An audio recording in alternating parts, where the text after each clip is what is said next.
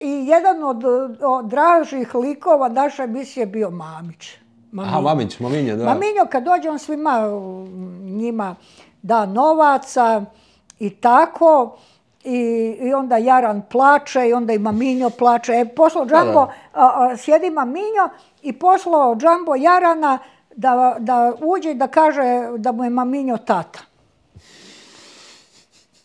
A Jaran, dok je došao do studija, on je zaboravio šta. I onda je on ušao i zagrlio Maminje i počeo plakati jer je Jaranu, ne znam, kad preminuo otac. Ne zna kome je otac.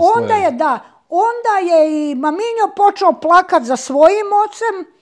Onda posle je došla Hanka Paldum i tamo nešto pjevala. Onda je počela pjevat Kafu mi draga iz Peci. Onda je Maminjo opet uletio i rekao, to je pjesma od mog tate.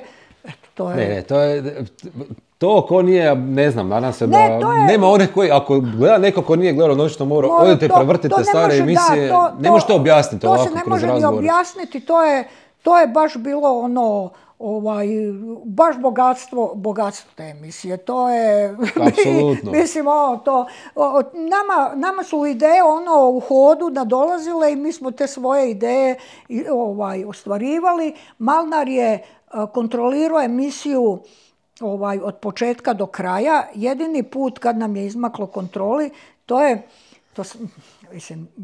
dođem ja u redakciju moju u Glasu Slavonije i vidim da gadovi mali, honorarci nešto gledaju na kompjuteru, a šta je, oni su se dokopali onog dokumentarca Kozjak. Dokumentarac? Da, zbog koji je izuzet od strane policije i valjaju se od smijeha i sad kažem ja daj da ja to vidim. I meni su najbolji bili dijalozi, vidi ga kako je lijep i čist, poljubi ga, on ti je putovnica za Italiju i to. I kažem ja, Malnar, ovo bi bilo ludo pustiti, ali prekrit da lete pčelice, tako nešto. Kažem, Malnar, daj to vamo. I Malnar je valjda zaboravio to prekrit. I ujutru, vraga je zaboravio, možda on to... Ne, nije, ne bi. I ujutru kad smo mi to pustili, to je krenulo u Oriđiđiju, ja sam počela smijati. A gledam, a snimatelji stali... Da, gotovo je. A Predrag Ravos koji je, on se posle sa mnom počeo svađati, derat jer je on nešto bio nabrušen na Malnara,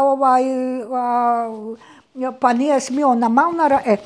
Uglavnom, tad je uhvatite ko kad te policija uvati u nekom prekršaju, odjednom te uvati da ti je svejedno. I sad, kažemo mi ujutru, šta bude, bit će, možda nije niko gledao, možda nas neće kazniti. Ne, taj dan je nas zvala jedna dobra duša iz Novog lista i rekao, daj mi Malnarov broj, ja sam zvao Vijeće za elektroničke medije, ja sam vas prijavio da ste puštali pornjavu i pitao sam hoće li da vas kazne i oni su rekli da oni moraju to onda provesti postupak i da nemaju snimku. Ja sam rekao da ću im ja snimku jer ja imam. Ne možeš verovati. Pa to je, ja ne znam. Pa to je, evo, nema drugog posla. Ovdje izgleda da je osobina naroda denunciranje. Ne, pa stvarno je istina što je Malnar rekao da ovi koji gledaju tu Noćnu moru su stvarno veći kreteni od onih koji su gore na televiziji, to je sigurno. Onda smo kažnjeni sa 24 sata zabrane emitiranja i onda ništa. Sljedeću subotu. Znam da je bila zabrana to, da. Mislim, evo, mi se ispričavamo svima, možeš misliti, ali eto, to je ispalo tako, putovnica za Italiju. Putovnica za Italiju, možda dobila. Tako da je mislim...